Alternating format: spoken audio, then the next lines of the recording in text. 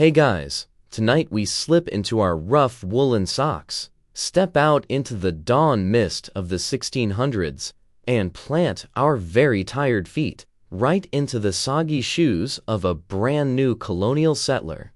Spoiler, you're not stepping onto a movie set. There are no welcoming pies on windowsills, no smiling neighbors in bonnets, just mud, mosquitoes, and a deeply unhelpful wheelbarrow stuck in a ditch. Your boots sink immediately into the damp Virginia earth. It's your first morning in the new world. Your house is more like a lopsided shed that would fail a structural inspection by a mildly observant raccoon. You slept on straw stuffed in a sack, possibly shared with at least one rat and a pine cone that somehow made its way into your ear. You probably won't survive this. So, before you get comfortable, take a moment to like the video and subscribe, but only if you genuinely enjoy what I do here. And, hey, tell me where you're listening from and what time it is where you are. Now, dim the lights, maybe turn on a fan for that soft background hum, and let's ease into tonight's journey together. You step outside. Immediately, the smell hits you: wood smoke, wet leaves, unwashed bodies, and something suspiciously fishy. That might be your shirt. You're still getting used to the aroma of survival. Bathing isn't exactly scheduled into your week unless it rains and you happen to be standing under it with your arms out. You squint up at your homestead. It's half a cabin, really. One wall is made of logs stacked hastily and caulked with a sticky clay called daub. The other wall is just canvas stretched across a frame. You call it ventilated. The wind calls it mine now. This is the reward for months of vomiting across the Atlantic. The voyage over was like a non-stop amusement park ride engineered by your worst enemy, one where rats are passengers and food is whatever you can chew before the next wave knocks your teeth together. Now that you're here, things are better. Slightly. You've stopped moving, which helps. But your stomach hasn't fully forgiven you. Your first breakfast in Colonial America is hopeful. Some corn mishi, maybe, if someone boiled it right. Possibly a strip of dried meat that has the same texture as a leather shoe. You eat it anyway. You're tired already, and the sun isn't even fully up. The older colonists, if you can call people who arrived last year older, are already barking orders. There's a sense of urgency. Always. Something always needs fixing. Roofs sag, fences collapse, pigs escape, and your tools are mostly dull or missing. You're not even sure if the hammer belongs to you, or if you've just been borrowing it so long it forgot where it came from. Everyone is hungry, always. Food is both a constant preoccupation and a shared delusion. You talk about pies like mythical creatures. One man claims he remembers what sugar tastes like. You suspect he's lying.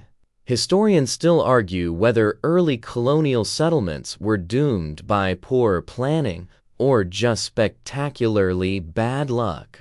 Probably both. You think of this as you trip over a rock and spill a pile of split wood you've been carrying.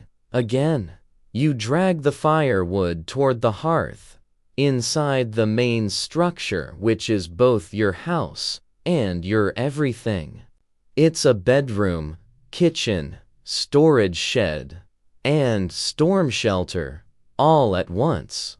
The hearth glows faintly, not enough to keep you warm, but just enough to remind you how cold you are. You warm your hands, eyes drifting toward the ceiling where smoke curls lazily up and out of the thatched roof. If it rains, you have a problem. If it doesn't, you still have a problem. Welcome to colonial architecture. Someone outside yells about the pigs again. You sigh and trudge back out, past the vegetable patch, where exactly one sprout is bravely trying to exist. You admire its optimism. Then you shoo a chicken away from the cabbage bed, though, honestly, the chicken might have planted it. You don't know anymore. The chicken seems to run things. You reach the pig pen, or rather, the place where a pig pen should be. The pigs are nowhere in sight. One of them has probably taken up residence under the floorboards again. Another may have escaped into the forest to start a new life. It's fine. You stretch your sore back. Look at your hands, blistered, grimy, calloused. You're slowly morphing into someone your past self would not recognize. Someone tougher, or just dirtier. It's hard to tell. Your neighbors, if you're lucky enough to have them, are a quarter-mile down a muddy road. They're too tired to visit, and so are you. But sometimes you wave. And when someone comes by to trade or talk, you offer them a seat and whatever food you can spare. Usually corn. Always corn. So much corn. You think back to home, real bread, proper shoes, the sound of church bells instead of owls. But there's no going back now. Not unless you want to brave another storm-tossed voyage with a barrel of pickled sadness. So you build. You dig. You patch the roof again. You nail down a stubborn board. You argue with a goose. You scrape frost from the windows and wish you had more glass, or more firewood, or a better coat. You settle for none of the above. Night creeps in early here. You gather around the fire again. Maybe someone tells a story. Maybe someone just snores. You chew stale bread. You watch the sparks dance up the chimney. You stare into the dark corners of the room and try not to think about what might be moving there. You lie on your straw mattress. You pull the scratchy blanket up to your chin. You listen to wind, to owls, to silence. You made it through one more day. Barely. You're awake before the sun even tries to do its job. There's no alarm clock unless you count your neighbor's rooster, who seems personally invested in ruining your life. He screams with unearned confidence just as the sky turns from black to bruise purple, like he is being paid to startle your soul out of your body. You groan, stretch. Every muscle is a different flavor of sore. Your back creaks like an old barn door. Your neck feels like it slept wrong on a log. And your feet have that fun sensation where they're somehow both frozen and itchy. You peek out from under your blanket and immediately regret it. Cold air rushes in like an insult.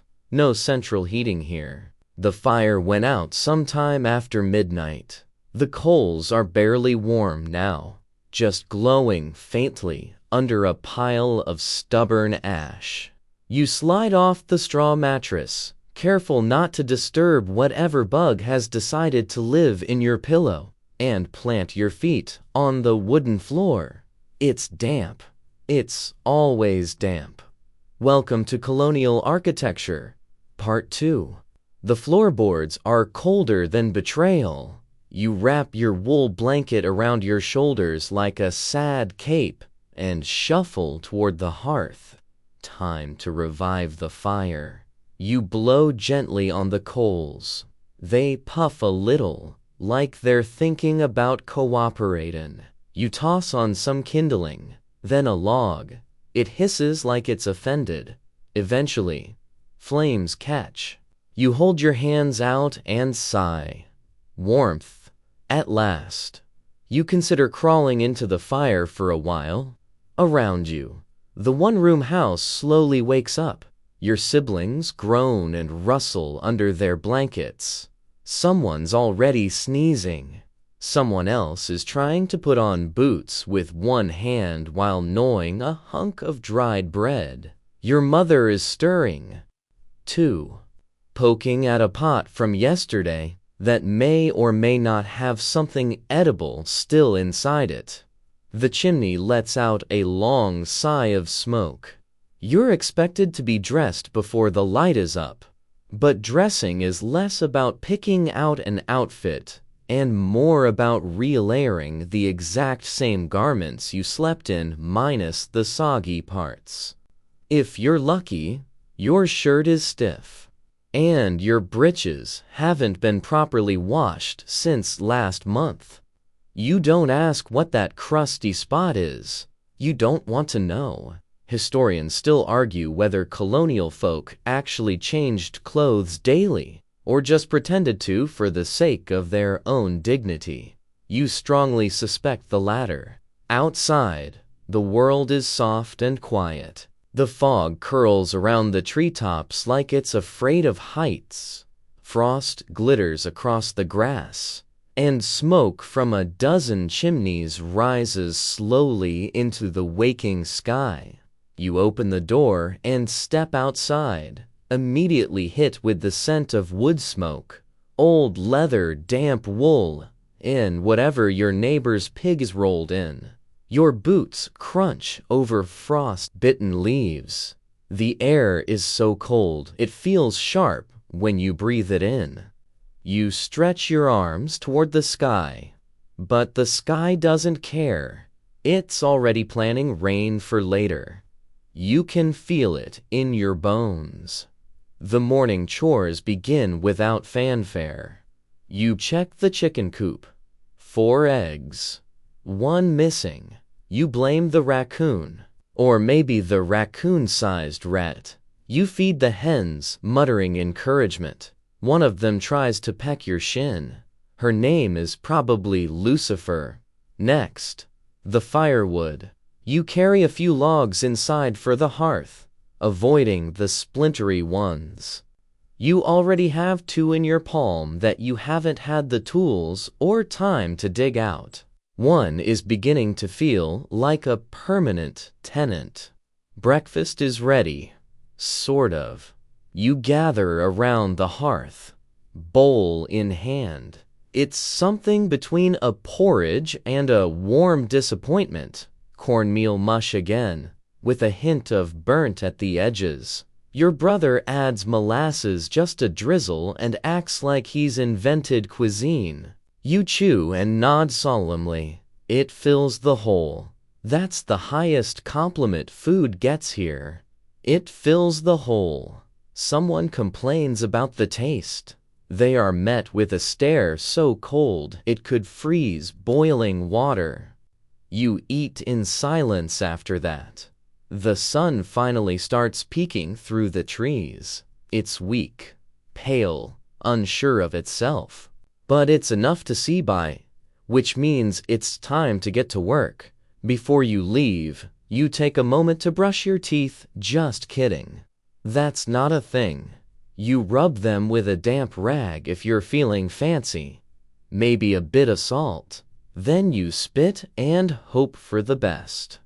You head outside, stepping over the ever-growing pile of broken tools, and maybe broken tools beside the shed. You make a mental note to fix the axe handle. You'll forget it by noon. Your mother calls out a reminder not to forget kindling. You nod. You already forgot. The day has officially begun. And you're already tired. You glance at the sun and try to guess what time it is. Not that you own a clock.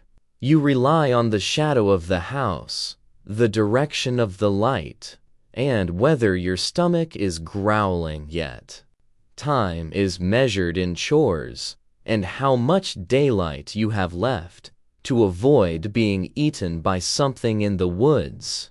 You walk toward the small field behind the house. The ground is still hard. The frost hasn't melted. You rake, dig, check the fence for holes. Everything takes longer than it should. Everything is heavier than you remembered.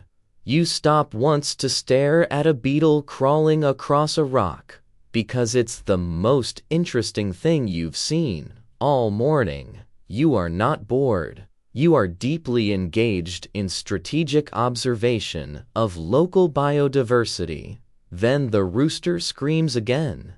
You sigh. You trudge back. You start the next task. Another colonial day rolls forward, muddy boots, smoky skies, aching hands, and the faint but persistent smell of cabbage in the air. And you're just getting started. Breakfast, if you can call it that, isn't so much a meal as it is a negotiation between hunger and what's available.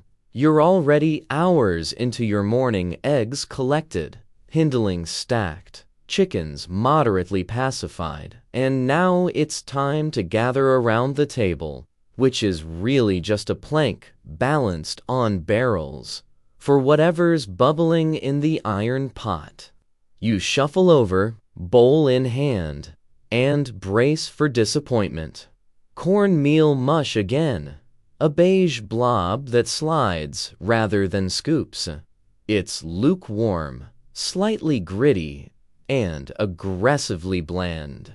The texture is what happens when porridge gives up on itself. There might be a scrap of bacon floating on top if someone was feeling generous or careless. You poke at it like it might come alive. Your younger brother grins and dumps molasses on his, stirring until it becomes a swirling masterpiece of sticky, gooey ambition. He says it tastes like pie. You know he's lying. You envy his optimism anyway. You sit on the bench, more splinter than furniture, and take your first bite. It is, somehow, worse than yesterday. But you eat it. Of course you eat it. You'd eat your own boots if they were boiled long enough. At least this fills the void. That's the unofficial motto of colonial dining. Edible questionable, caloric barely, but feeling good enough. You look across the table. Your father is already chewing methodically, eyes half closed. Your sister frowns into her bowl, poking at it like she's hoping it'll transform into cake. Your mother eats quickly, already mentally tallying the day's chores. You all eat together, silently bonded by mutual mush-induced despair. You swill the last of your mush with a few sips of something that's pretending to be milk. It came from the goat, and the goat was in a mood yesterday. So who knows what you're actually drinking? You decide not to think about it. Historians still argue whether colonial Americans consumed more or fewer calories than modern people. Judging by your breakfast, the answer depends on how many spoonfuls you could keep down without crying. Your favorite mornings are the ones where you manage to sneak a crust of yesterday's bread, hard as stone, chipped at with a knife like you're mining for crumbs. Still, there's something deeply satisfying about the chew, even if it makes your jaw ache. Every now and then, breakfast is special. There's a surprise egg, a rare piece of sausage, a pinch of dried apple rehydrated and boiled until it surrenders its flavor. These are red-letter mornings. Your entire mood shifts, and suddenly you're convinced you could build a barn before noon. But most days just mush. Cornmeal mush, sometimes sweetened, sometimes salted. Always questionable. You think back to what food used to be cakes, pies, freshly baked bread, cheeses that didn't squeak when you bit them. You blink at your current bowl like you're waiting for it to apologize. You glance at the shelf by the window, your pantry. If you want to be generous. A few jars. Some cloth-wrapped herbs. A crusty lump that used to be cheese. There's salt, when you're lucky. Maybe a few beans. You remember what happened the last time someone tried to make stew without soaking the beans first. That was the day the outhouse became a high-traffic zone. The cupboard doesn't hold much. You dream about butter, not because you've run out, but because what you have tastes like it was churned by a spiteful ghost. Ransom isn't quite the word. It's more memorable. You've trained yourself to spread it thin enough that it doesn't cry out. You hear the clatter of a pot and realize someone's heating up the same mush for tomorrow. You sigh. The cycle continues. Occasionally, someone brings something from town, a little salt pork, maybe, or if you're lucky, a wedge of hard cheese wrapped in wax paper and reverently tucked into a basket like a newborn child. That cheese will last exactly 2 days. You'll shave off paper-thin slices like it's made of gold. Sometimes a neighbor trades berries for eggs. The berries arrive in a wooden bowl, half smashed, possibly stepped on by a goat. But you turn them into a tart of sorts, or you just eat them with a spoon and a prayer. But no matter what's on the table, you give thanks, because in the end, you're alive, you're fed, and that counts. After breakfast, you rinse your bowl with the Dare's cold water from the barrel near the door. No soap, just a quick scrub with your fingers, or a bit of leftover straw. You line the bowls on the shelf to dry. Everything here dries slowly. The air never fully commits to dry or damp. It just hovers in that uncomfortable middle. As you step outside, the sun is climbing higher, the ground's thawing. You hear someone chopping wood nearby, the thwack of the axe echoing across the trees. The smell of smoke is thick in the air again, earthy and sharp, clinging to your clothes whether you want it to or not. You tie your cloak around your shoulders, it's really just a patched-up blanket at this point, and head toward the woodshed to start your part of the day's labor. You still have the taste of mush in your mouth. It will likely stay there until dinner. You glance back at the house. Your little brother has stepped outside, barefoot, cradling a lump of mush like it's a treasure. He's smiling for no reason. You're not sure whether to be impressed or concerned. The chickens are clucking. The frost has melted. The air is warming, barely, and your stomach is already growling again. Your shirt sticks to your back before you've even reached the fence post. It's barely past breakfast, and already your clothes are betraying you. The linen is stiff, scratchy, and dyed a color best described as mud-adjacent. You yank at the collar, trying to get some airflow. But colonial fashion is not known for its breathability. Let's talk about what you're wearing. You've got your trusty linen shirt, undyed, patched at the elbow, and always just slightly damp, no matter how long it's been drying by the hearth. Over that is your waistcoat, which might have once had buttons, but now relies on a combination of string, stubbornness, and hope to stay closed. Then there are your breeches, those knee-length trousers that ride high and cinch tight at your calves, with buckles that seem to be made from bits of broken cartwheel. You pull your wool stockings up again. They sag no matter what you do.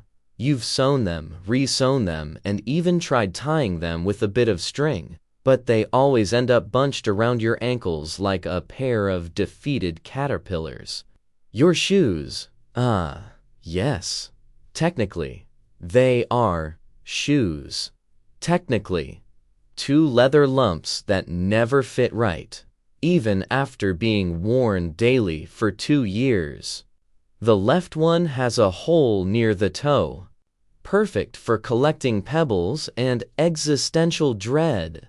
The right one squeaks in wet grass and smells vaguely like cheese. You wear a hat too. Of course, everyone does. You'd rather risk insult than sunburn. Broad-brimmed, floppy, made of felt and slightly gnawed by something that may or may not have been a squirrel. You tip it back as you squat beside the fence post, reaching for your hammer. Your clothing isn't just uncomfortable, it's also loud. Every movement creaks, rustles, or swishes in a way that would make sneaking up on anyone an absolute joke. Good thing you're not a colonial ninja.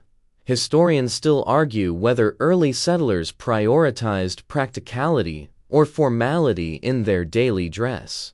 Judging by the fact that your neighbor just walked by in a coat with one sleeve and a rooster feather tucked into his hat for luck, you'd say it's probably somewhere in between.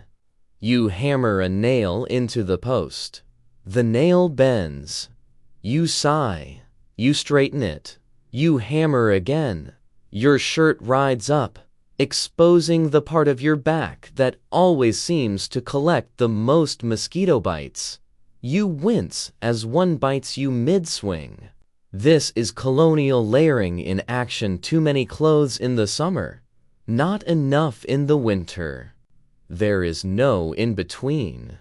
In colder months, you pile on wool scratchy scarves, bulky coats, mittens that make it nearly impossible to grip anything. Everything smells like smoke and sweat, and when it rains, you wear a cloak that might be waterproof if you close your eyes and believe hard enough. You step out into the storm and pretend you're not slowly becoming a walking sponge. Inside the house, there's no closet, just a peg on the wall and maybe a just under the bed for your nice things. Your nice things are a shirt with fewer holes and a pair of stockings that still have matched feet. You wear them to church and to funerals, sometimes both in the same week. Your mother is sewing by the hearth again, mending a tear in your father's coat that's been there since last spring. She bites the thread with her teeth and mutters about needing more wool. She always needs more wool. You think about offering your own coat as a sacrifice, but remember that you need it, holes and all. You duck into the house for a moment to grab some more nails, brushing past your sister, who's trying to wash clothes in the barrel. She's wielding a paddle like it's a battle axe. The shirt she's scrubbing used to be white. It is now a light grayish tan. You say nothing. She glares anyway. Laundry day in colonial America is a full contact sport. Water must be fetched, heated, poured into the tub, then mixed with soap, homemade, of course, from ashes and animal fat. Your clothes get pounded, wrung, and pinned up to dry on a rope that is sagged like everything else on the property. Sometimes they dry stiff, sometimes they freeze. You wear them anyway. You remember one time you tried going without your waistcoat in the summer heat. The scandal. The whispers. Your mother didn't speak to you for an hour, which in this house is basically a week. You buttoned up fast. You sigh and head back out to the fence, nails in hand, breeches tightening with every step. One of your neighbors passes by, his shirt unbuttoned to his stomach, chest hair defiant. You give him a nod. Colonial casual. The wind picks up. It sneaks under your shirt and somehow travels straight to your ribs. You shiver. The sun's out, but you still feel chilled. Damp wool holds onto cold, like it's being paid. You shift your hat to block the glare, squinting as you watch a squirrel run along the fence rail. Your breeches pinch again, reminding you that comfort was not a concept imported from Europe. You wonder if there's any way to convince your mother to let you wear your church stockings every day. You quickly remember that she'd make you earn the privilege by combing the goat or mucking the pig pen. You'd rather wear sandpaper. The fence post finally stays upright. You step back and admire your work, pulling at your shirt to unstick it from your back one more time. You walk slowly toward the shed, sun on your face, sweat on your collar, and the faint sensation that your shoes are slowly becoming one with your feet. By nightfall, your clothes will be filthy again, but you'll hang them by the hearth, brush them off, and climb back into them tomorrow, because comfort is a myth. But at least you've got your hat. You don't rush to the outhouse. Rushing implies that you have dignity left, that you believe in timing, strategy, or victory. But you've already lost the moment you felt that familiar rumble and realized your only option is the tiny wooden box at the edge of the property, shaded by one very judgmental tree. You trudge there like a condemned person. Let's talk about colonial plumbing. It doesn't exist. You grew up with the phrase, "Don't waste water." But here, water is something you carry by the bucket. Hope doesn't freeze, and try not to spill on your only set of socks. You wash with it when you can, bathe in it when forced. But toilet?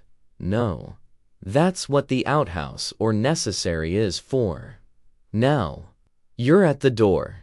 It creaks ominously as you open it.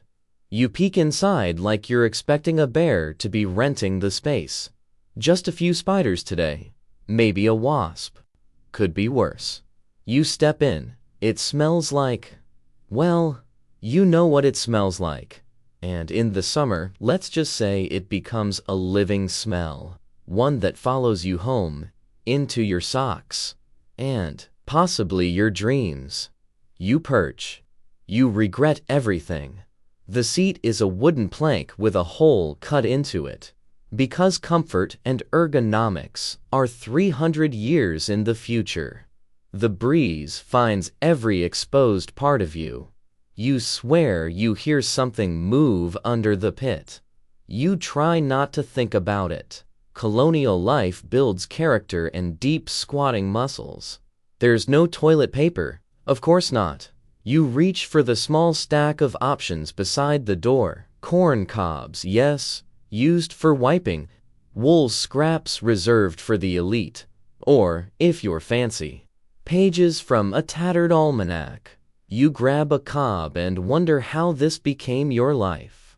Historians still argue whether corn cobs were common for personal hygiene, or simply one of many horrifying emergency options. You're not sure. You just know it's happening now, and you don't have time for a peer-reviewed source. You emerge with the haunted look of someone who's seen things. Back to the house, where washing your hands involves a basin, cold water, and the faint hope of a sliver of homemade soap. You scrub like Lady Macbeth, still not convinced. Inside, the chamber pot waits. It's discreetly tucked under the bed, half covered with a cloth that fools no one, used at night, especially in the winter when going to the outhouse risks frostbite in unmentionable places. Emptying it, is a task often assigned to the youngest or least fortunate member of the family. You pray you're not next. On washing day, someone scrubs the pot with ashes and vinegar. You don't envy them. The smell lingers like a curse. There's also the slop bucket, a delightful term for the container where dishwater, food scraps, and other mysterious fluids go before being tossed in the woods or given to pigs. The pigs seem pleased. You question their standards. When it rains, everything gets worse. The outhouse becomes a swamp. The trail to it turns slick. You've seen people wipe out spectacularly on the walk back, clutching their dignity and a muddy hemline. You keep an extra pair of bridges for that reason, just in case. Winter brings new horrors. The seat freezes, the lid sticks, steam rises in unfortunate places. You wear a cloak and still emerge frost-bitten and betrayed. Some folks rig up indoor solutions, a pot in a box, hidden behind a curtain. You envy their innovation. One of your neighbors claims to have invented a composting solution involving sawdust, pine needles, and prayers. You're skeptical. His yard smells like regret. When guests come to visit, there's a polite fiction about the necessary house. You point toward it vaguely, like it's a charming feature down there, past the elm. Mind the raccoon. Everyone nods. No one wants to talk about it. You do your best to stay clean, but it's an uphill battle. Bathing happens weekly. Maybe. Water must be heated in pots, poured into a barrel or tin tub. You scrub quickly before the water cools. If you're last in line, the water is more stew than bath. You add soap and pretend. You once tried to dry yourself with a cloth that turned out to be part of someone's cloak. You apologized, were forgiven, and then forgot again the next week. Now, you just air dry in front of the fire and hope no one walks in. Teeth cleaning a cloth, maybe a twig. Some chew on herbs like sage or mint. You once tried baking soda and instantly regretted it. Your mouth felt like a chalkboard, but your breath marginally less murderous. There's no deodorant. There's just rosemary, lavender, or nothing. Most people smell like smoke, wool, and effort. You've grown used to it. Occasionally, someone walks by smelling faintly of rosewater. You follow them for a bit, just to remember what dreams are made of. Lice are common, fleas too. Your hair is home to a small civilization, no matter how often you comb it. You share your blanket with creatures you don't care to name.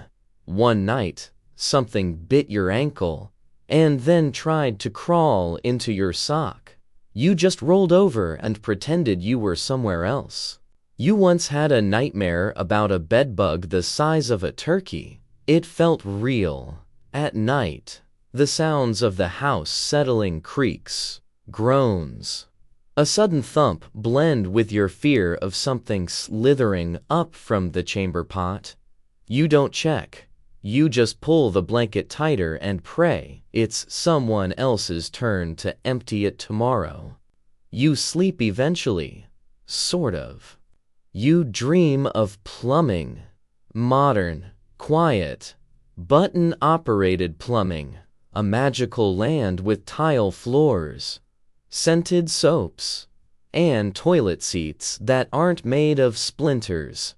You wake up and sigh, then start another day of corn cobs, buckets, and bravery.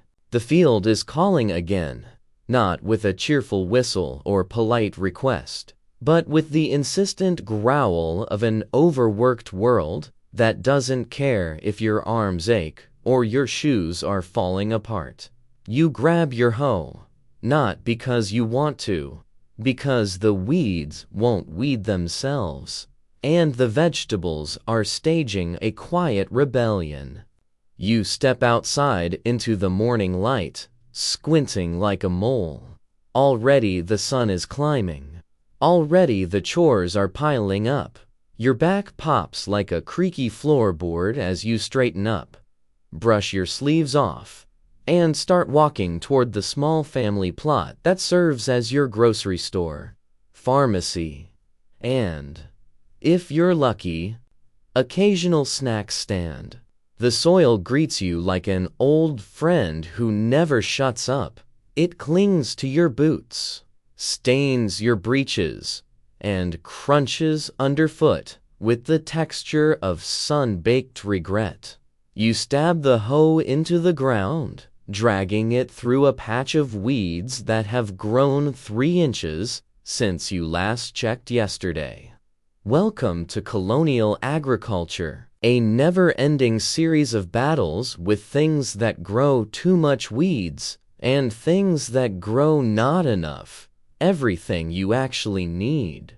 Today's agenda includes hoeing, weeding, watering, if you can carry enough from the well, and whispering threats at the cabbage. That last one isn't strictly required, but it helps.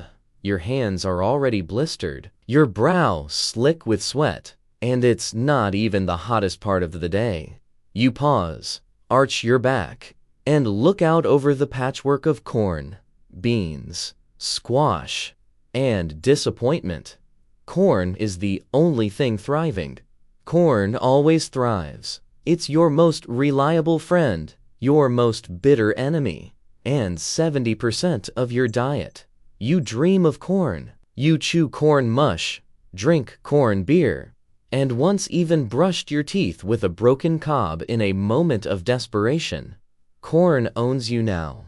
Historians still argue whether the famous 3 sisters planting method corn, beans, and squash was universally used by settlers, or mostly remained a Native American technique. You use it because it works. Mostly. The corn holds up the beans. The beans add nitrogen. The squash sprawls like it's trying to escape, but keeps the weeds down. It's one of the only things in your life that feels vaguely like teamwork. You kneel down, start pulling weeds by hand, grumbling at the dandelions, muttering curses at the crabgrass. Your fingernails are already full of dirt, and your knees are soaked. A toad hops past. You nod in solidarity. Your sister appears, carrying a bucket of water and the expression of someone who has reached the end of her patience and come back around to calm rage. She sloshes some water into the bean patch and grumbles something about the goats chewing through the fence again. You both pause to imagine life without goats. It's a nice thought. You hear a squeal. One of the pigs has escaped. Again. You don't move. Not your job. At least, not today. That's someone else's tragic opera. Instead, you keep hoeing. Each swing of the tool sends a puff of dust into the air. Your wrists ache. Your shirt clings. A drop of sweat slides down your back like it's late to a party. You pause for a break and take a drink from your tin cup. The water is warm. A bug floats lazily near the rim. You blow it away and drink anyway. You stopped being picky sometime around the 2nd month in the colony. You lean against a post and squint at the horizon. There is a hawk circling. Maybe it's hunting mice. Maybe it's scouting for human weakness. Either way, you salute it with the hoe and go back to work. Sometimes you imagine what it'd be like to not have to do this. To wake up and not go straight to battle with the earth. To sleep in. To not chase the pig through brambles. But then again, Who would chase the pig? You hoe until the sun climbs directly above. Time to head inside for lunch, if you can call it that. Likely more mush. Maybe some cold vegetables or leftover stew, if there's any left from last night. You wash your hands in the barrel, which is now tepid and has developed a slight film of what even is that you choose to ignore it. After your break, it's time for wood chopping. You head toward the pile with dread. There's a rhythm to it. Eventually, split, toss, repeat. The axe bites into the log with a satisfying thunk, but occasionally it gets stuck. You wedge it free. You sweat. You mutter to the wood. The wood doesn't care. You once named a log Henry and swore revenge on it. It was a long day. By mid-afternoon, your shirt is soaked through. Your breeches are caked in mud, and your arms are noodles. But there's more to do. The barn needs sweeping. The roof needs patching.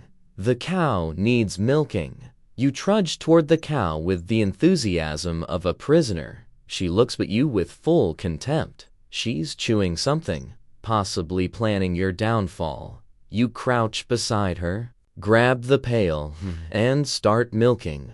The cow kicks once. You don't flinch anymore. Just nod. Fair play. By sundown, you've done a full day's work and still feel like nothing is finished. The fence is still sagging, the goats are plotting, and the cabbage still refusing to grow properly. You drag yourself back toward the house. Your arms buzz with fatigue. Your head aches from the sun, and your hands could be classified as geological specimens. But you made it through. You did the work, and tomorrow you'll do it again. Because if you don't, the weeds win. The pigs take over. The goats eat the roof. And worst of all, the corn will mock you. You sit on the porch with a tin cup of lukewarm something, stare at the sky, and listen to the crickets. You've earned this moment of stillness, even if your boots are still full of dirt. Once a month, maybe less. If the weather's bad or the road's gone soft, you go to town. Calling it town is generous.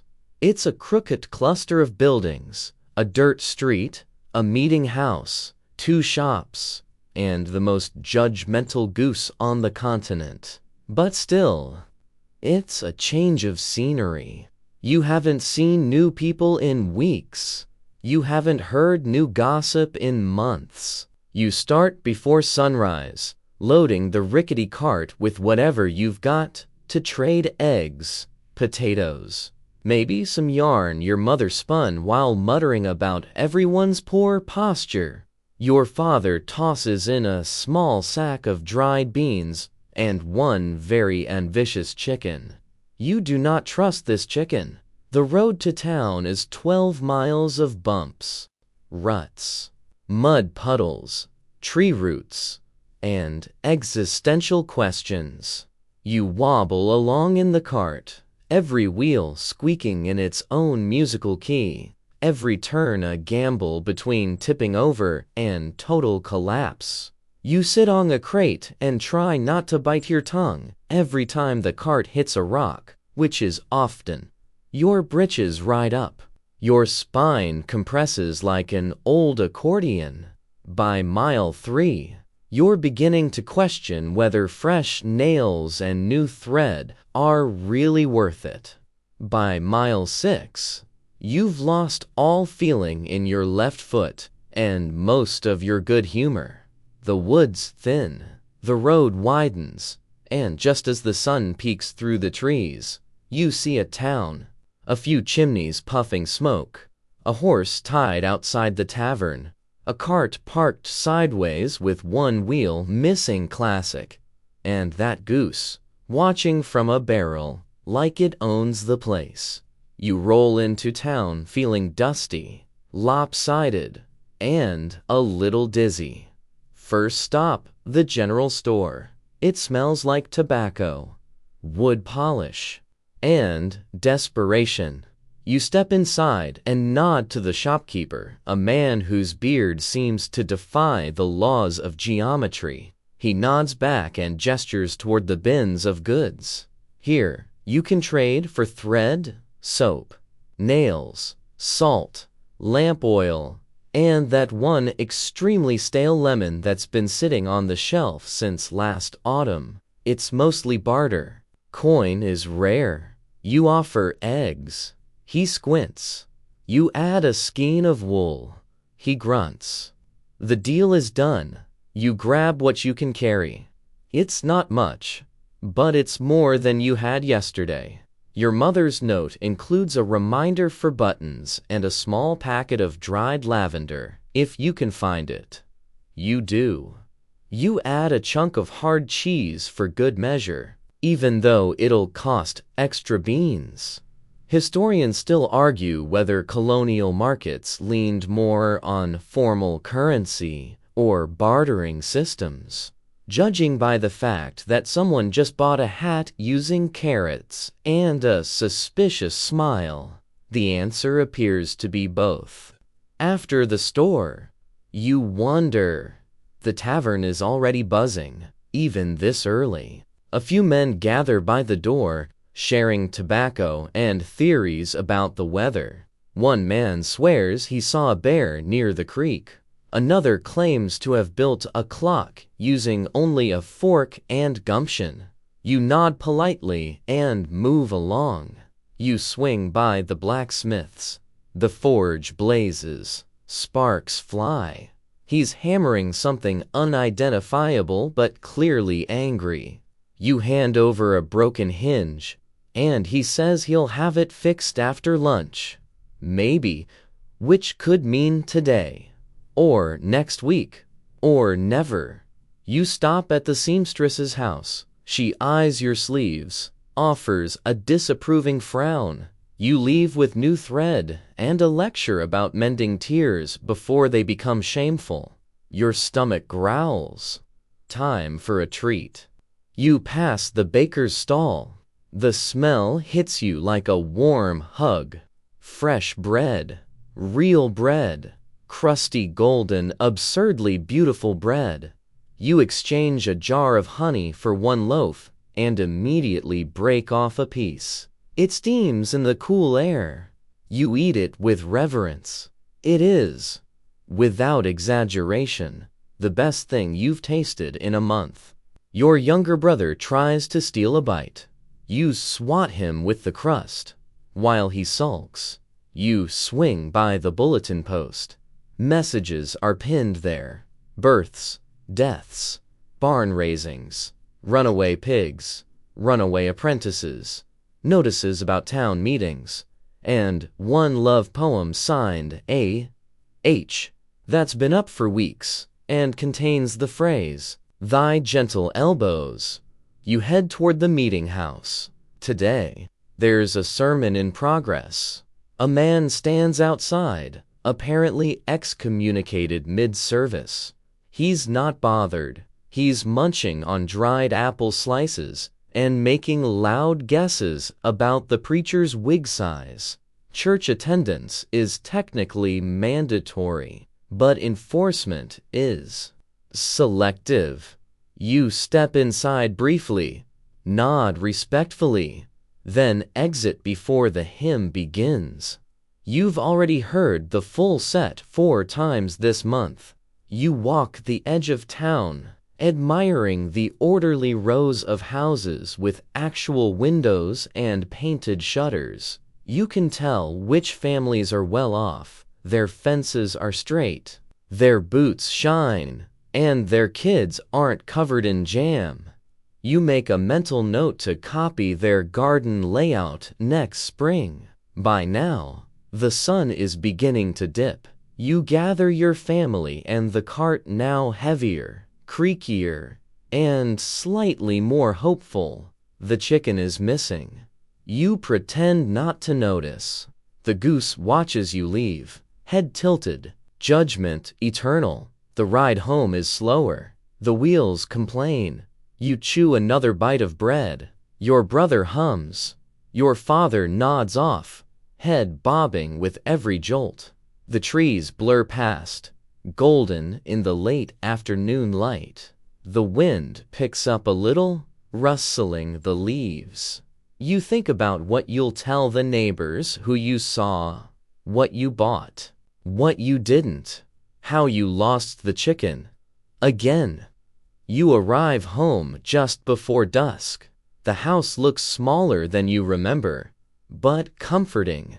Smoke curls from the chimney. Your mother steps outside, apron dusted with flour, and raises her eyebrows at your purchases. She's pleased.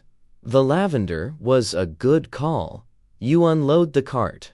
The bread goes on the table, the thread to the sewing basket, the cheese. Well, you keep that hidden for now. Town day is over, and despite the bruises, the bumps, the endless bouncing, and the missing poultry, it was worth it, even if your tailbone disagrees. You wake up stiff, sore, and vaguely aware that it's Sunday. Not because you have a calendar, but because your mother just swatted you awake and is pointing sternly at your church clothes. They're laid out at the foot of your bed like a warning. You grow. The breeches are tighter than you remember. The shirt is extra scratchy. And your only pair of decent stockings has one hole you strategically twist to the inside of your calf. Your hat, the respectable one, not the floppy one, still has a suspicious stain from last week's apple incident. You brush it off and pretend it's decorative. You're going to church. And in Colonial America, church is not a casual affair. It's the social, spiritual, disciplinary, and gossipy center of everything. People have been publicly shamed here for arriving late, for nodding off mid-sermon, for chewing tobacco too loudly, and once, for accidentally wearing mismatched shoes. That was your uncle. He's never lived it down. The meeting house looms on the hill like a wooden judgment box. It's not ornate, just a plain building with rough pews, creaky floors, and acoustics that amplify every cough and whisper. You trudge in with your family, careful not to trip over your younger brother, who's trying to pretend he has gout to get out of sitting still.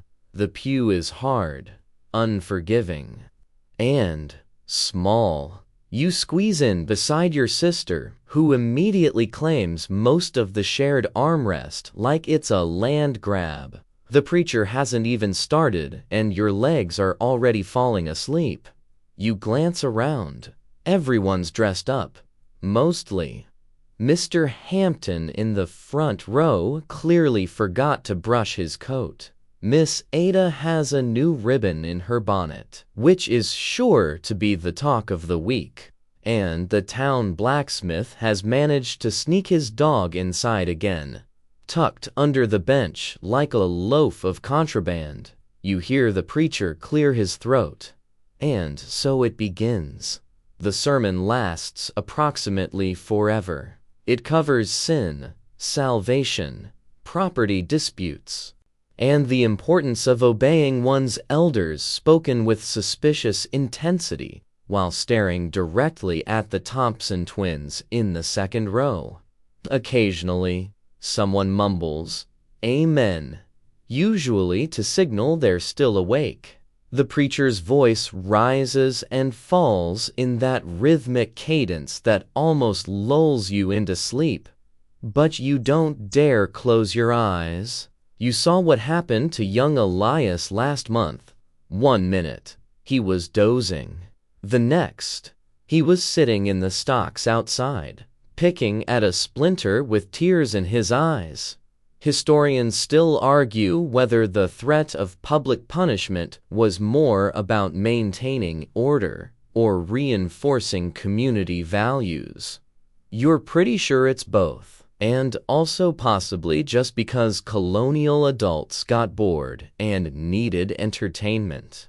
You shift in your seat, wincing as your knee cracks. Your sister glares. You glare back. The preacher drones on about divine order and proper fence etiquette. Eventually, there is a break. You shuffle outside for intermission, which is just long enough to stretch your legs. Avoid eye contact with people you owe things to, and maybe snag a bit of bread from a cloth-wrapped bundle your mother packed. It's slightly stale, but it's better than listening to Mr. Jenkins complain about his gout for the 5th time.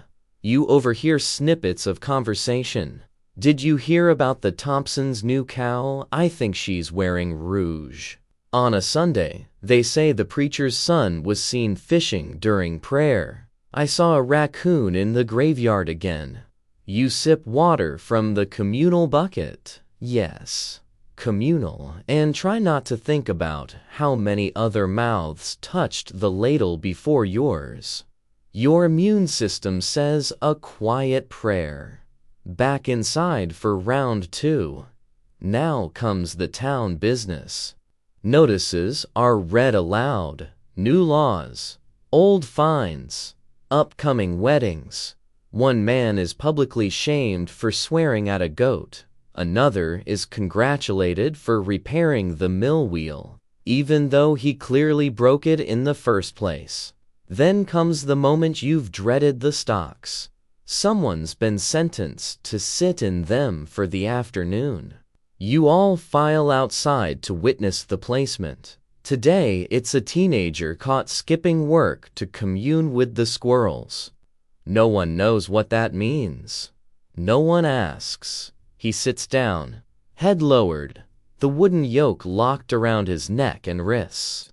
It's mostly symbolic shame more than punishment, but it works. Everyone watches. Everyone learns. Even you straighten your posture a little. After the ceremony, there's singing. It starts hopeful and turns nasal by the second verse. You do your best. You hit about 60% of the notes, which is better than average. Your father sings loudly and proudly. Your brother hums on purpose to annoy the preacher. It works. Finally, mercifully, it ends. You stumble outside into the late afternoon sun, blinking like you've returned from a desert. Church has concluded, but the day isn't over. Now comes the best part, gossip hour. Everyone lingers near the path home. Conversations bloom. There are at least 3 marriage predictions, 2 accusations of fence theft, and 1 strongly worded disagreement about whether the Miller family's new roof is actually new or just painted old shingles. You listen with ears wide open, absorbing the scandal like a dry sponge. Someone hands you a dried apple slice. You nibble it politely. Someone else pats your head and tells you you're growing tall, even though you haven't in 6 months. You thank them anyway. The walk home is slow, filled with muddy boots, retold stories, and 1 quick game of who can throw a pie cone the farthest without hitting the widow's cat. You lose. You're not even sure the cat is a cat. Back at the house, you hang up your nice clothes and flop onto your straw mattress. Your sister throws a sock at your head. You throw it back. The fight escalates until your mother yells and someone knocks over the chamber pot. Evening falls. You eat leftover stew, still wearing half your Sunday outfit. Your father tells the story from the sermon, dramatically adding details the preacher definitely didn't say. Everyone laughs. Even the goat bleats in agreement from outside. You fall asleep faster than usual. The bench may have been hard, the sermon eternal, and the stalks slightly terrifying. But there's something comforting about knowing what to expect, week after week. And besides, you survived another Sunday. Barely. There's movement at your feet, small feet, many of them. Before your eyes even open, you feel someone stepping on your stomach, then your ankle, then your sole. A tiny elbow jabs your ribs. One of your younger siblings is using your arm as a pillow. Another is sitting directly on your hip and humming a song about goats that has no known melody. Children. So many children. You roll over, or try to. A toddler has wrapped herself around your leg like a sleepy barnacle. You gently nudge her off and sit up in the dim gray light, blinking the crust from your eyes and wondering how many hours you actually slept. 2-4. Wasn't there a thunderstorm? Or was that just the baby screaming again? This is life in a colonial household. One room, one fireplace, and a whole tribe of underage farm hands with questionable hygiene and limitless energy. The children start early, they work hard, and they cause enough noise to rattle the beams. The youngest are still in their sleepy chaos phase, waddling, shouting, putting spoons in their mouths and then your ear. But the older ones, oh, they're useful, or at least expected to be useful. By age 6, you're already working, collecting eggs, feeding animals, fetching water. By 10, you're in the field or holding a baby while churning butter. By 14, you're basically an unpaid apprentice in whatever your father does: farming, smithing, carpentry, complaining. Historians still argue whether colonial childhoods were short or simply different. You vote for short because no one here gets a break unless they're sick.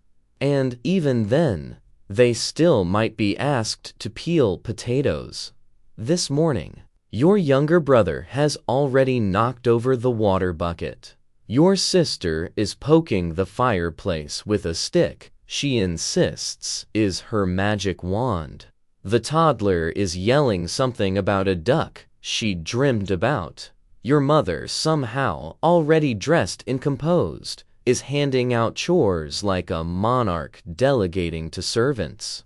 You're tasked with helping the youngest one find her second shoe. The quest takes 20 minutes, 2 arguments, and 1 incident involving a spider. Eventually, the shoe is found behind a pot. You put it on her foot and receive a sticky kiss in return. The child smells like milk and mischief. You sigh and head outside. A chorus of little voices follows you.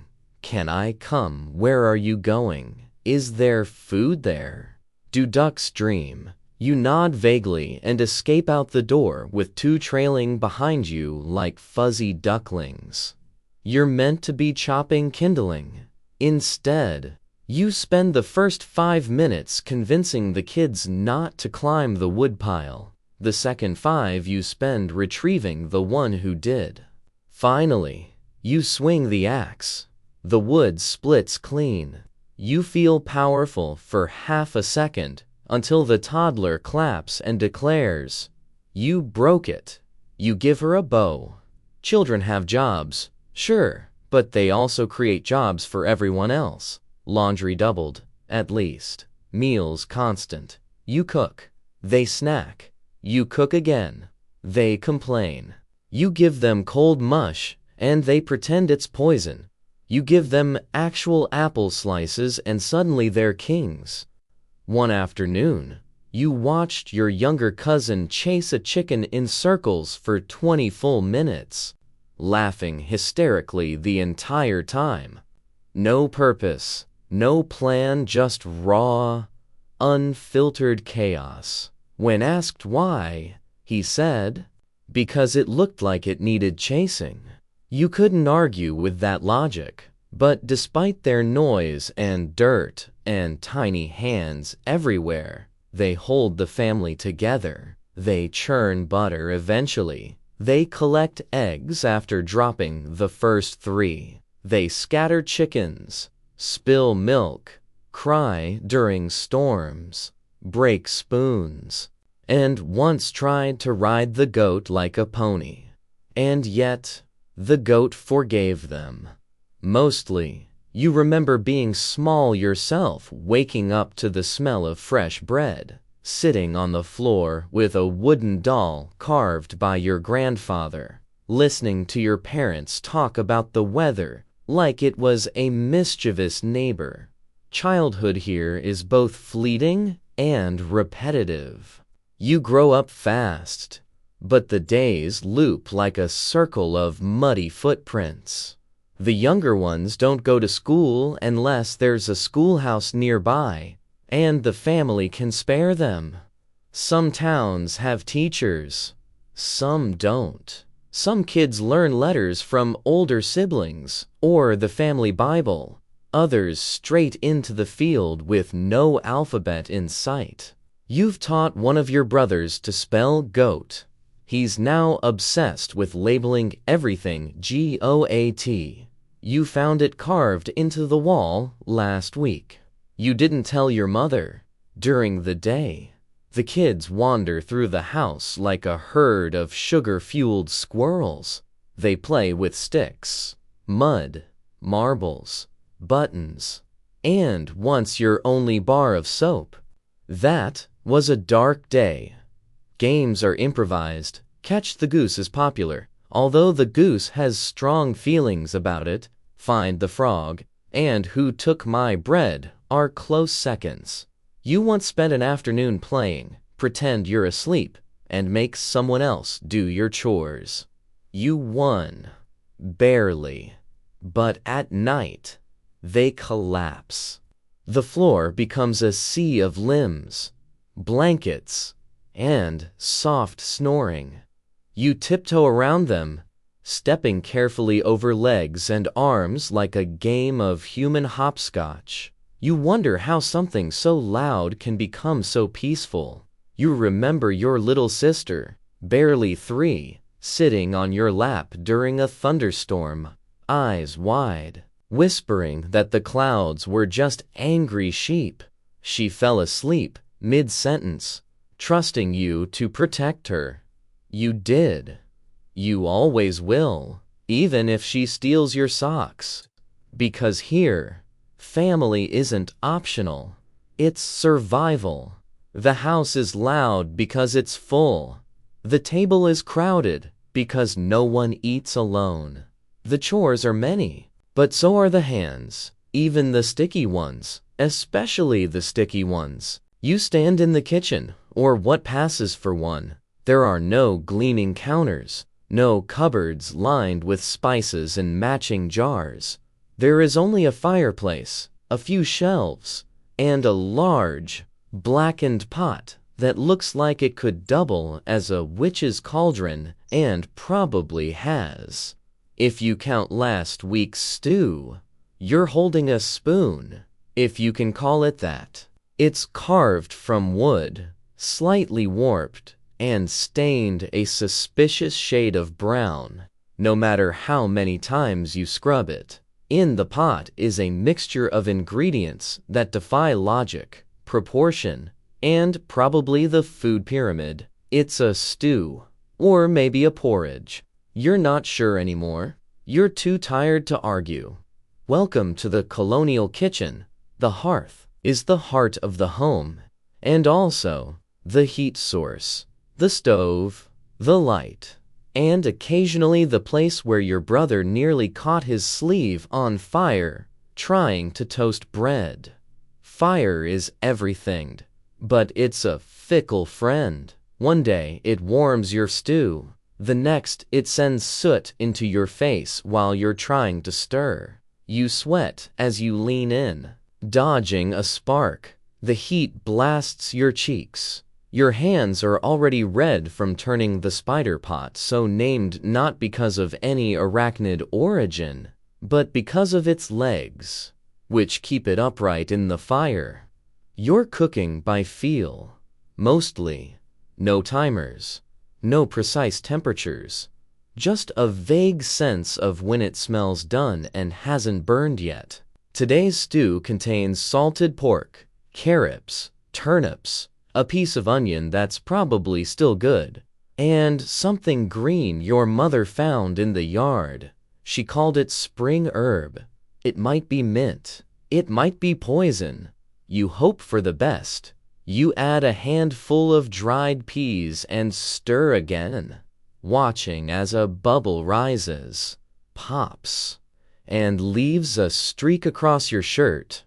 You don't bother wiping it.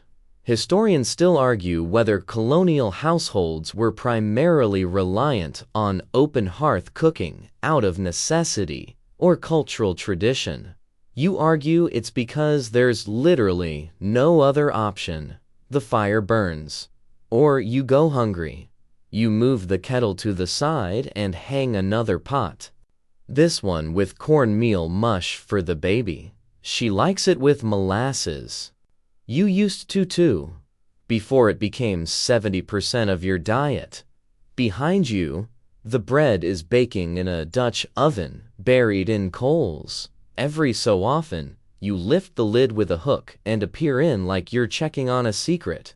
It's rising. That's a good sign. Last week's loaf resembled a rock with aspirations. The kitchen smells like smoke, yeast, and onion. It's not bad, just earthy. You hear your mother behind you, slicing apples with the same knife she used to cut fabric this morning. It's not multitasking. It's necessity. You pass her a handful of cinnamon precious stuff, traded for eggs last month, and she sprinkles it over the slices, places them in a tin dish, and tucks them into the coals like she's hiding treasure. You glance around the room. The shelves are bare. A few jars of preserves, a crock of pickles, a bag of flour tied up with a bit of ribbon. Your mother likes to make the basics feel special. The butter crock is nearly empty. The sugar is nearly gone. But the salt holds steady. Salt never lets you down. Your sister bursts in with a pail of milk. She's beaming. It only kicked me once. You nod in approval and pour some into a jug, then set the rest aside for cheese making. That's tomorrow's problem. For now, you swirl the milk in the pan, skim off the top, and set it near the fire. Warm milk for the baby. You sip some too. It tastes like effort. The toddler is sitting by the door, chewing on a crust of bread, watching everything. She points at the fire and yells, "Hot for the 5th time." You nod solemnly. Yes, very. She smiles like she's discovered a universal truth. Later, you'll make supper biscuits, the kind you pat into shape with your hands and bake on a stone slab in the coals. You'll serve them with lard and a smear of last year's apple butter. They'll taste like ashes and victory. Cooking is constant. You make one meal while thinking about the next. You knead dough while keeping an eye on the pot, dodge children while balancing a hot pan, and taste test by instinct and fear. One time, you dropped a potato into the coals and just stared at it for 5 minutes. It was a low day. You picked it up, brushed off the ash, and cooked it anyway. Your father once tried to help by turning the spit roast. He got distracted, started humming a hymn, and the meat caught fire. You ate burnt rabbit that night. It tasted like penance. Sometimes, dinner is cold. Sometimes, it's soup 3 days in a row. Sometimes, You discover something new, like how boiling cabbage smells like betrayal. You power through. You're not here for taste. You're here for calories. You open the back door to let some smoke out. A breeze cuts through the heat, cooling your face. You exhale, wipe your hands on your apron, and glance outside. The sky is darkening, chickens settling. The goats are suspiciously quiet. You call for your brothers to wash up. They appear coated in dirt, grinning. They sniff the air and start negotiating for the largest biscuits. You hold up the spoon like a weapon. They back off. The family gathers at the table. You ladle stew into bowls, some more watery than others, and set the bread in the center. It's warm, a little undercooked, but no one complains. The apple slices are singed, but the cinnamon distracts. You eat by firelight, spoons clinking, feet kicking under the table, someone always asking for more. The baby dumps her mush. Your father tells a joke about a pig in a bonnet. Your mother smiles. The food fills you, warms you, slows your thoughts. The fire crackles. Tomorrow, it will start again. But for tonight, the kitchen has done its job, and no one's caught fire. Yet, it's quiet now, not the peaceful, everyone is asleep kind of quiet, but the tense kind, where even the wind seems to hold its breath. You pull your cloak tighter around your shoulders, stepping out onto the darkened porch, eyes adjusting to the moonlight. The chickens are locked in. The goats are silent. The baby finally stopped crying, and the dog is pacing in the yard again. You clutch your lantern and start a slow walk around the property. Because in colonial America, the night doesn't just bring sleep, it brings everything else. There are no streetlights, no flood lamps, just stars. And on cloudy nights, not even those, the moon, if you're lucky, casts enough light to keep you from tripping on the root near the well. You forget once, you still have the scar on your knee. Night watch isn't assigned, it just happens. Whoever can't sleep, or whoever draws the short straw, tonight, it's you. You've got the lantern in one hand and a pitchfork in the other, just in case. Against what? You're not quite sure. Could be wolves. Could be thieves. Could be that same raccoon who keeps breaking into the pantry and looking at you with judgy eyes. You step carefully around the barn. The horses snort softly inside. The smell of hay, manure, and animal warmth greets you, comforting in a strange way. You glance over your shoulder. The woods loom dark, as always, deep and full of mystery. This is the side of colonial life that doesn't get painted in portraits. Security is up to you. There are no police, no fences high enough to guarantee safety. You rely on your dog, your neighbors, and your own wits. Every creak, every rustle, every strange silence has to be taken seriously. Historians still argue whether colonial communities leaned more on organized night watches or individual family vigilance. You're pretty sure the answer is both, and neither was ever quite enough. You walk past the shed, swinging the lantern so the shadows move. You whisper to yourself nothing poetic, just quiet reminders that it's fine. It's probably the wind. The goats are fine. That wasn't a bear. Probably. The outhouse door creaks. You freeze. Wait, listen. Nothing.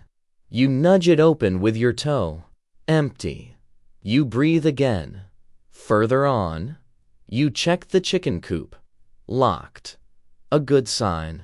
The last time you forgot, you lost 2 hens and your mother's favorite egg basket. She still brings it up.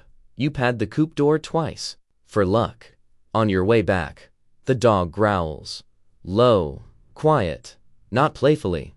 You stop, lantern up, heart racing, and then just wind, just leaves rustling in the brush. Probably. You whisper the dog's name. He trots up, tail low, pressing against your leg. A living, panting reassurance. You tousle his ears and tell him he's brave. He sneezes and sits down like the hero he is. Back at the house, you ease the door open. The fire's down to glowing coals. Shadows stretch long across the floor. Someone snoring, probably your uncle, who always claims to have breathing issues, but definitely just snores like a thunderstorm. You hang the lantern and start the final nightly check inside. The windows are barred with wooden shutters. Not fancy, not foolproof, but good enough. You drop the latch, one by one, listening to the clack as each one locks into place. The pantry door is shut, the barrel of grain still secure, the chest where your family stores the small bits of silver wedding rings, buttons. One actual coin is pushed back beneath the bed. Everything in its place. Your mother stirs under her quilt, but doesn't wake. Your father's boots are by the hearth, the soles worn thin. The baby sighs in her sleep, a soft sound like a bubble. You crawl into your own corner, a mat stuffed with straw, just long enough if you curl your legs. You do. The dog curls beside you. The fire pops, someone mutters in their sleep, and you wait for your mind to settle, because the night here is heavy. No sounds of passing carriages, no distant traffic, just silence, thick and woolly, except owls. Always owls. You hear one now, calling from the tree line. You imagine it as a sentry of the woods, asking if all is well. You think mostly, things are well. The house still stands. The pigs are accounted for. The roof didn't leak today, and nothing, so far, has caught fire. You ease deeper into your blanket. It smells like smoke, lavender, and sleep. Your brother shifts beside you, mumbling something about ducks. Your sister clutches her rag doll like it's a shield. Someone's toes dig into your ribs. You don't even bother moving them, because in colonial houses, privacy isn't a thing. Night is when the family turns into one big pile of limbs and dreams. You've stepped on more faces than you care to admit. You've also been the face stepped on. Fair's fair. The baby cries briefly. Your mother hushes her with a soft hum. It fades back into the stillness. The coals glow faintly. You wonder what it would feel like to sleep in your own bed, in your own room, with walls and a door that locks. You sigh. You'll think about that some other day. Tonight, you're home, and the house is holding, and the dog is watching the door, and outside, the owl calls again. Still here, still watching, still safe. For now. The seasons here don't gently fade, they slap you in the face. One day you're sweating through your shift, and the next, you're pulling out blankets that smell like 6 months of attic dust and regret. Colonial weather is dramatic, unpredictable, moody, much like your brother when he hasn't been fed. This morning, your breath puffs in the air like a little ghost. The frost on the window glitters like sugar. You scrape it away with the edge of a spoon because glass is expensive, and scraping tools are a luxury no one thought to pack.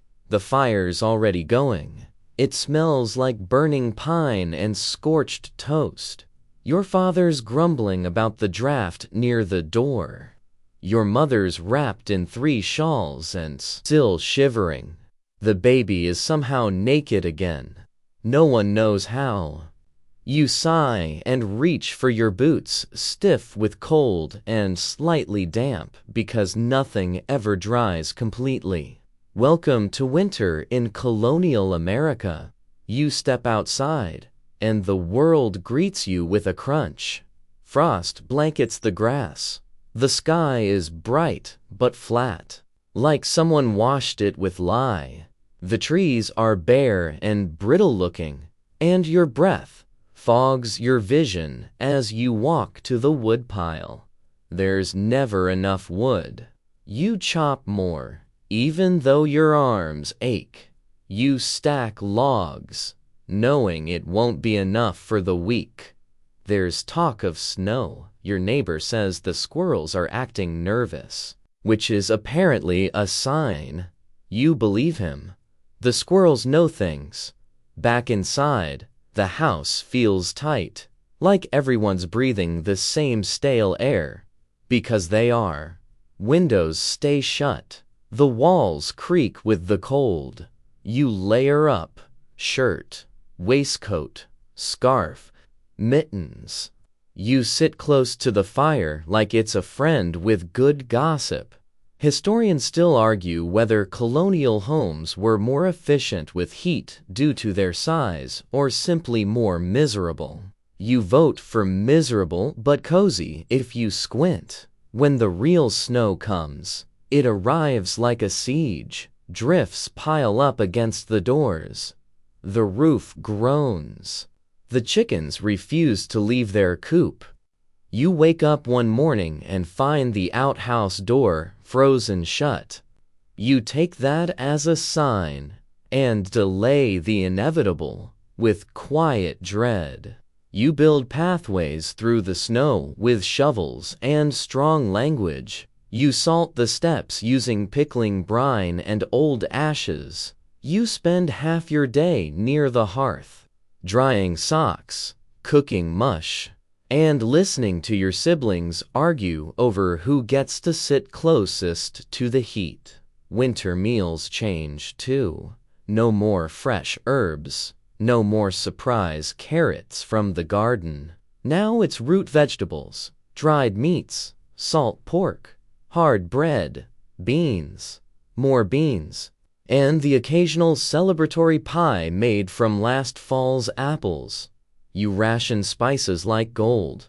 You try to get creative. One night you made something called desperation pudding. It included dried peas, molasses, and a spoonful of jam from a jar you weren't supposed to open. Your mother was not amused. Sometimes, winter brings visitors. Traders on snowshoes. Neighbors checking in. One time, a man showed up selling clocks. He left with frozen eyebrows and no sales. But usually, it's just you and your family. And the cold. And the mice. Oh, the mice. They move in without asking. They party in the corners. You hear them scurrying at night, mocking your traps. Your sister swears she saw one wink at her. You've named 2 of them. You feel complicated about it. Winter is a test. Your patience, your preparation, your boots. It's the time of year when everyone gets a little strange. Cabin fever is real. Your father starts recarving the same chair leg over and over. Your brother turns to shadow puppets. Your sister begins talking to the butter churn. One week, you all spoke in rhymes for a full day just to break the monotony. You ration candles, because wax is precious. Nights are dark, long. You sit by the fire, reading by flickering light or listening to stories told for the 100th time. Someone always adds a new detail. A bear becomes a ghost. A lost cow becomes a cursed omen. It's entertainment and memory rolled into one. Some nights, you can hear wolves, far off. Their howls echo over the snow like something ancient remembering you. You pull your blanket closer and listen anyway. Your dog doesn't like those nights. He growls in his sleep. You start dreaming of spring, of mud, of green, of being warm again without sitting directly on a fire brick. You dream of laundry that actually dries, of shoes that don't crunch when you bend them, of eggs, real eggs, not the frozen ones that cracked in the coop last week. You dream of walking without slipping and falling directly onto your dignity.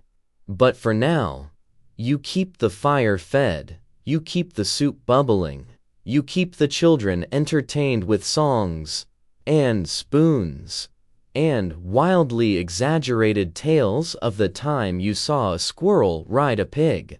They believed you. You did too. For a second. Winter here isn't gentle, but it's bonding. The cold pushes everyone together, literally. You sleep like packed sardines, sharing body heat, dreams, and one unfortunate straw tick mattress. You make it through, day by day. You watch the frost melt from the window panes. You count the jars left in the pantry. You wrap another layer around your neck. And you whisper a promise to the fire, just one more month, maybe two. You can do this. Even if the butter churn is starting to whisper back. You blink into the sunlight, squinting like you've just stepped out of a cave, which, in some ways, you have. After months of dim firelight, smoky air, and snow that refused to melt, spring has finally cracked open the door. And what does it bring? Mud. So much mud. Your boots sink in the path like you're walking through pudding. The chickens are filthy. The goats are thrilled. The pig looks delighted and more powerful than ever. Your sister lost her shoe 5 steps into the garden and hasn't spoken since. But still, it's spring. You step outside with your sleeves rolled up, face tilted toward the sky. Birds sing like they've been rehearsing all winter. The ground is still half frozen in spots, but patches of green poke through like shy promises. There's no rest in spring. There's planting, cleaning, rebuilding everything winter broke. The fence, for starters. One whole section fell during a snowstorm, and the goats have been exploiting it with military precision. You hammer the boards back into place while glaring at the lead goat, who glares back with equal intensity. You both know this isn't over. You rake last year's dead leaves off the garden beds, hands red and raw. You pull weeds that seemed to bloom the moment the snow melted. You find 3 carrots that somehow survived the winter, small and stubborn. You eat one. It tastes like triumph and dirt. Spring smells alive. Wet soil, tree sap, a hint of manure. You breathe it all in like someone who's forgotten the smell of anything that wasn't smoke or salt pork. Historians still argue whether colonial spring planting followed native cycles, European customs, or a chaotic mix. You're living proof it's the latter. You plant what you remember, where you think it grew last year, and hope the sun cooperates. The older folks swear by planting by the moon. Root crops on a waning moon, your grandmother says. You nod solemnly, pretending you understand lunar cycles. Honestly, you're just trying to not put the beans where the squash goes. You till the earth with a crude hoe, then with your hands. You sow corn, beans, squash, onions, herbs. Every seed feels like a wager. Will it grow? Will it die? Will the chickens eat it first? It's a season of hope, but also a season of backaches. Your hands blister, your knees stain. You sneeze constantly, but you keep planting because the pantry's half empty and the family is whole hungry. This food isn't for fun. It's for surviving the next winter. By late spring, the trees bloom. White and pink blossoms float through the air. Bees buzz like tiny, angry angels. Your sister chases one and gets stung.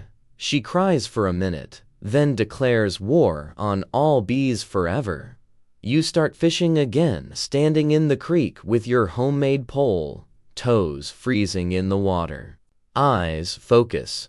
You catch a trout. Barely. It flops. You cheer. Your brother slips on a rock and falls in. You cheer again. Spring is renewal, except for your shoes, which are now permanently damp. Summer slides in quietly. One day you realize your sleeves are rolled higher. The sun sticks longer in the sky, and your hair smells like sweat and grass. The days stretch out like warm taffy. You sweat before breakfast. You drink water like it's currency. The mosquitoes wake up and remember you exist.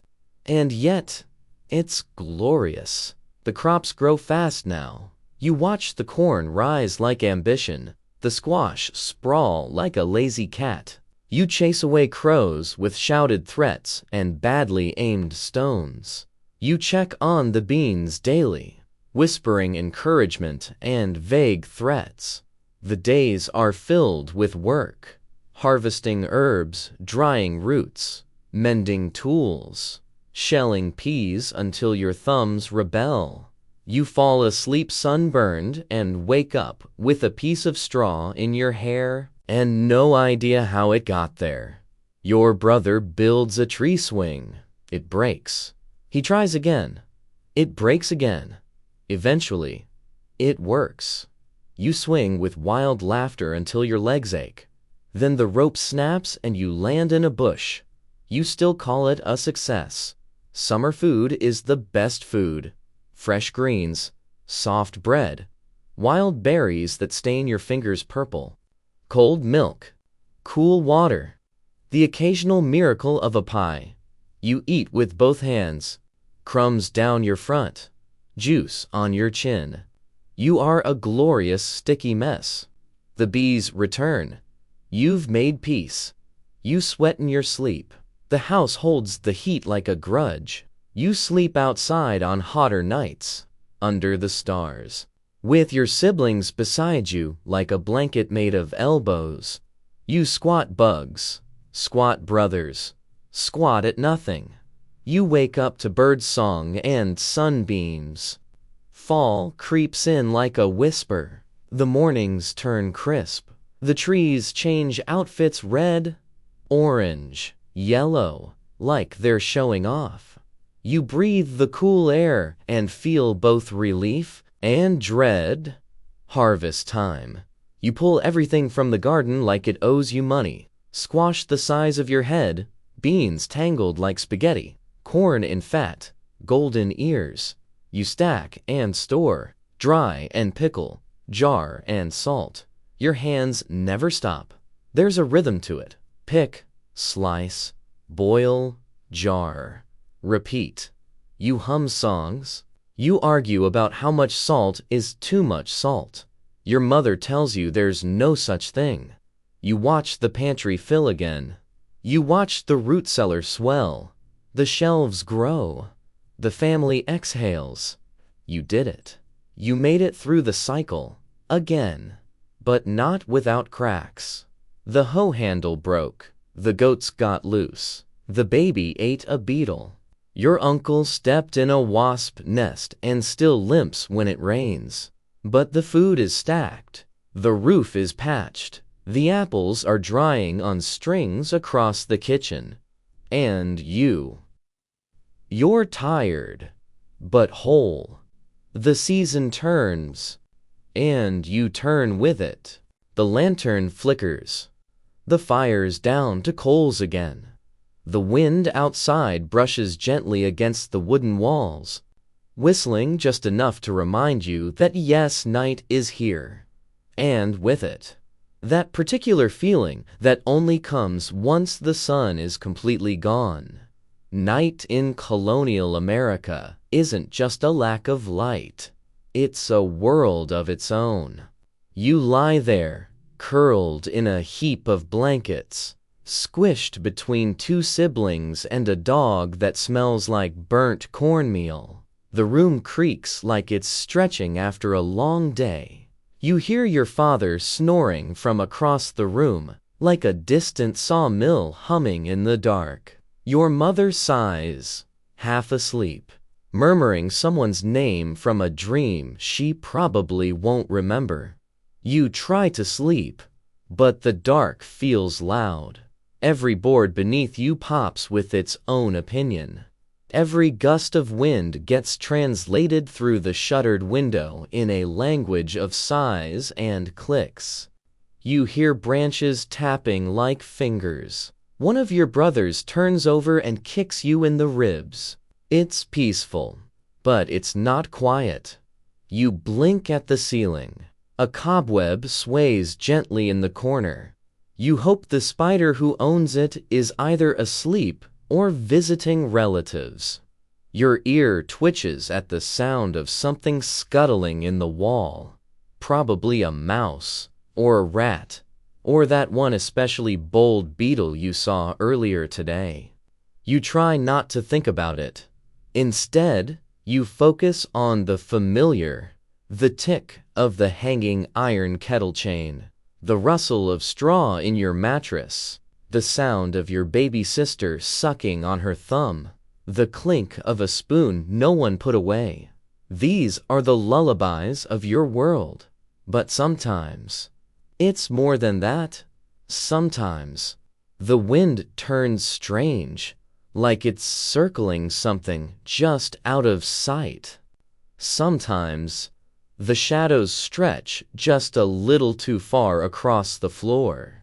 You stare at them, waiting for them to settle back into their proper corners. And sometimes, sometimes you hear things that don't quite make sense. A laugh when no one's awake. A knock on the wall when everyone's still. The groan of a door hinge, even though you know it was latched. Your grandmother used to tell stories. She'd sit by the fire with her shawl wrapped tight and whisper about spirits in the woods, voices in the well, women who turned into birds. She said there was a tree near the crossroads where no moss ever grew. No one knew why. She'd say these things with a smile, as if to test your courage, or maybe to remind you that you didn't know everything. Historians still argue whether colonial superstitions were born from folklore or fear. But either way, you grew up in a world where dreams mattered and doors were locked, not just against wolves, but against the unknown. The other day, you found your little sister leaving crumbs on the windowsill. You asked why. "For the night people," she said. Like it was obvious. You left the crumbs alone. You shift in your blanket and listen. There's that creaking again, footsteps, or just the wood settling. You tell yourself it's nothing. You close your eyes, then open them again, because you thought you saw a shadow move. The dog stirs, growls, then sighs and goes back to sleep. You exhale, slowly. It's probably fine. You remember that story about the barn that creaked all winter until it collapsed, and someone claimed they'd heard whispers inside the night before. You decide not to think about that. You also decide not to check on the barn. The goats will survive one night without supervision. You press deeper into the blankets. You tell yourself the whispers were wind. The knock was the shutter. The footsteps were the house stretching its bones. You tell yourself all these things with the same voice your grandmother used when she explained that sometimes the woods just watch. And you believe her, mostly, because you've seen enough to know there are things in this world you don't understand. Lights in the distance with no source, dreams that feel too real, coins that vanish, stories that start as jokes and end in silence. But the fear always fades. Eventually, your heartbeat settles, the shadows soften, the whispers, if there were any, grow quiet. Your mother shifts in her sleep and hums a line from a hymn. The dog leans into your feet, warm and familiar. The wind gentles to a hush.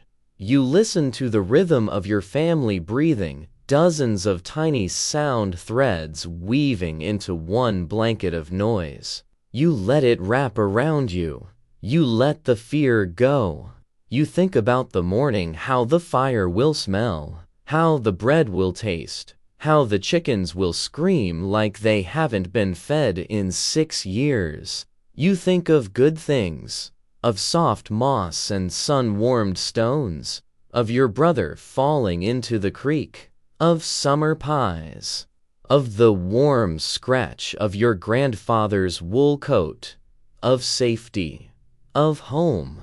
The darkness is still there, but it's not so heavy anymore. And you realize night isn't the enemy. It's just part of the rhythm, and sometimes it whispers.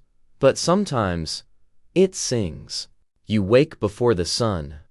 Just barely. The room is still thick with sleep and warmth, but a faint gray line presses against the shuttered window. You lie there for a moment, listening.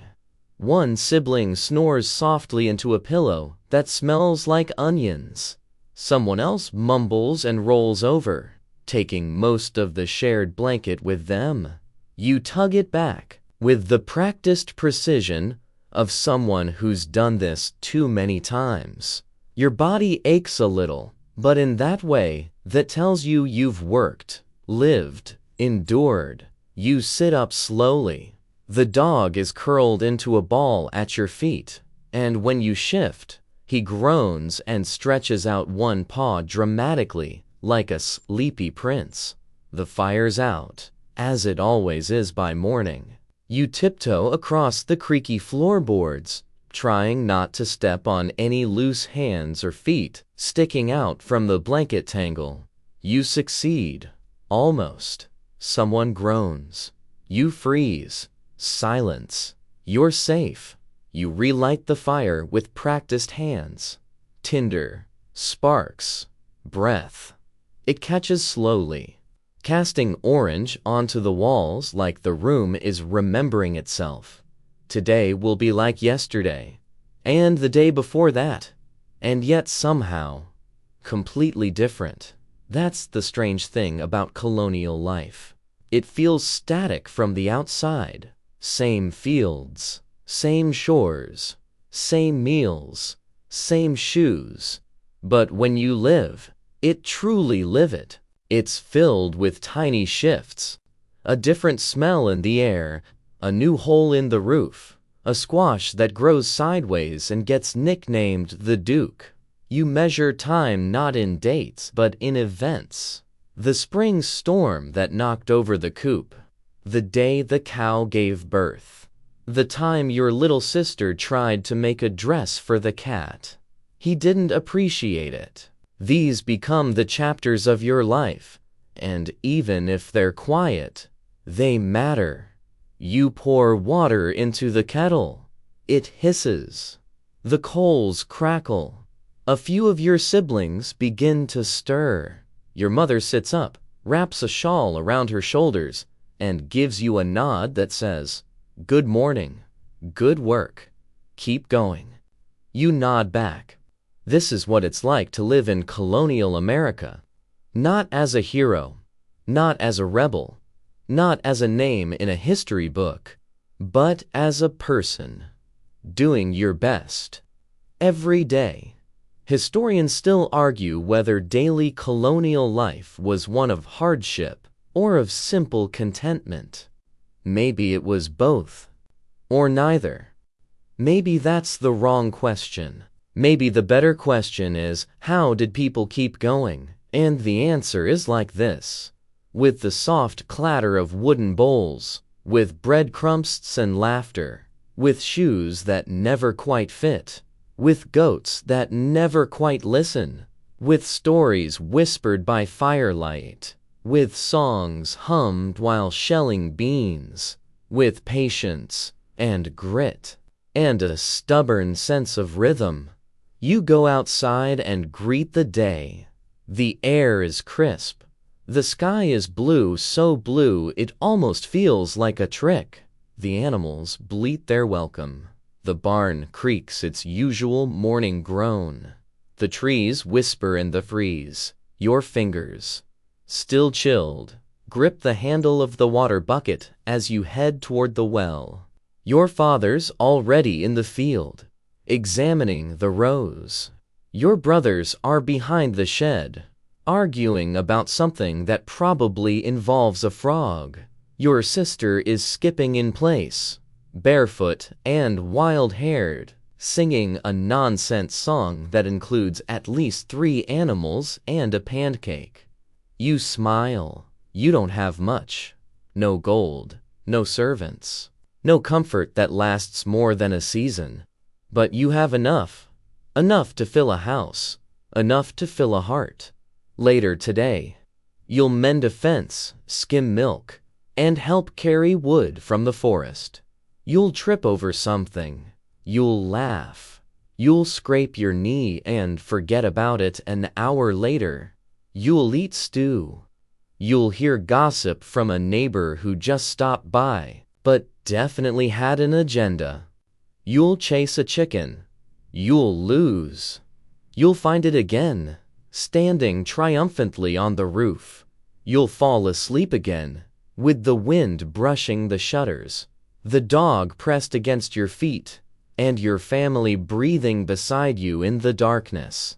And the world, in its quiet, ordinary way, will keep turning. Because that's what it means to live here.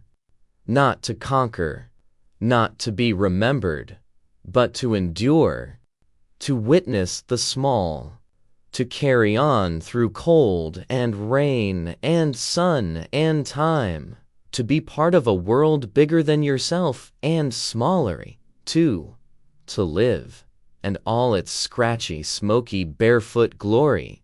And now, the fire has faded low, the shutters are closed, the dog's curled into his usual spot, and the air carries the softness of night. You lie back on your straw-stuffed mattress, the blankets pulled up to your chin, the sounds of a house winding down settling around you like a lullaby made of wood and wool and breath. The day was long, the chores were many, but here, in this still moment, all of it feels far away like footprints already fading in the dust. Outside, the trees sway gently in the dark. The stars, hidden behind layers of wood and slate, still cast their glow, whether seen or not. And in this old, quiet world of crooked walls and candlelight, you feel something ancient, something steady, resting gently across your shoulders. Maybe it's the weight of all the days that came before you. Maybe it's just the quilt. Either way, it holds you. You breathe in. You breathe out. The room hums with the gentle chorus of sleep, the creak of wood, the sigh of blankets, the soft patter of a distant drizzle. Nothing more is asked of you. Not tonight. You've done enough. You are enough. Let the chickens roost. Let the ghosts whisper. Let the goats plot. Let the world turn one more time without your help. Let the night take over now, soft and dark and full of dreams. Close your eyes, settle deeper, and let the story fade like candlelight.